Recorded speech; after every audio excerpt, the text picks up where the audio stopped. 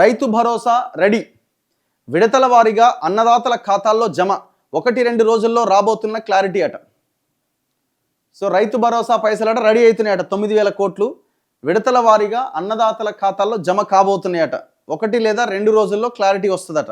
ఇంకెన్ని రోజులన ఆయన నెల 2 నెలలు లేట్ అయిపోయింది. ఇప్పటికే రైతులు వెయిట్ చేస్తున్నారు.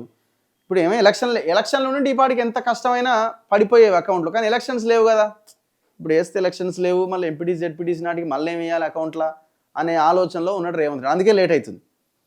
యాసంగి రైతు భరోసా నిధుల కోసం ఎదురు చూస్తున్న అన్నదాతల నిరీక్షణకు త్వరలో తెరపడబోతున్నది. అయితే అందరికీ ఒకేసారి కాకుండా విడతల వారీగా రైతుల ఖాతాల్లో డబ్బులు జమ చేసేందుకు సర్కార్ సిద్ధమవుతున్నట్టు సమాచారం.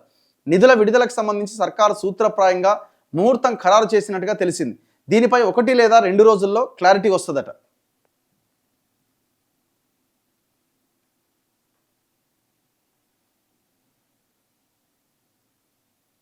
ఇగో రాష్ట్ర రైతాంగం ఎప్పుడెప్పుడు అని ఎదురు చూస్తున్న యాసంగి రైతు భరోసా నిధులను త్వరలోనే విడుదల చేయాలని ప్రభుత్వం భావిస్తున్నట్టు తెలిసింది. నిధుల సమీకరణ సాధ్యాసాధ్యాలు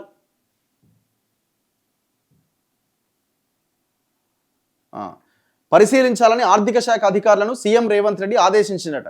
2 లేదా 3 రోజుల్లో యాసంగి రైతు భరోసాపై మంత్రులు అధికారులతో ఉన్నత స్థాయి సమావేశం నిర్వహించి నిర్ణయం తీసుకుంటారట. ప్రతి నెల 10వ తేదీ తర్వాత కాంట్రాక్టర్ల బిల్లుల చెల్లింపులు జరిగేవి, కానీ ప్రస్తుతం ఎలాంటి బిల్స్ రిలీజ్ చేయొద్దని ఆర్థిక శాఖను సీఎం ఆదేశించడంతో ఆగిపోయినాయట. దీంతో ఆ నిధులను రైతు భరోసాకు మళ్లించాలని ప్రభుత్వం భావిస్తున్నదట. ఇప్పుడు ఇది ఏకపోతే కుదరటట్లేదు. ఇప్పుడు వేస్తాడు అది ఖచ్చితంగా ఎప్పుడో పడే అవకాశం ఉంది.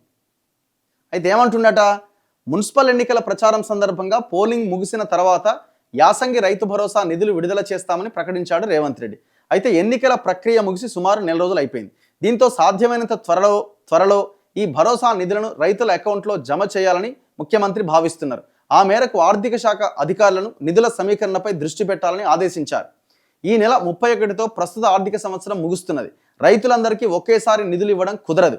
అందుకోసం మొదట ఎకరా పొలం కలిగిన రైతులు, ఆ తర్వాత 2 ఎకరాలు, ఆ తర్వాత 3 ఎకరాలు, 4-5 ఎకరాల వారీగా నిధులు జమ చేయాలని ప్రభుత్వం లెక్కలేస్తున్నట్టుగా తెలిసింది.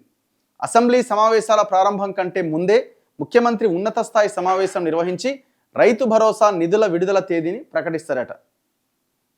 ఇక మరి ఎప్పుడైద్దో అది ఏమైద్దో మరి చూడాలి. మొత్తానికైతే వేస్తాడు, కానీ ఇక 4 రోజులు అటు ఇటు.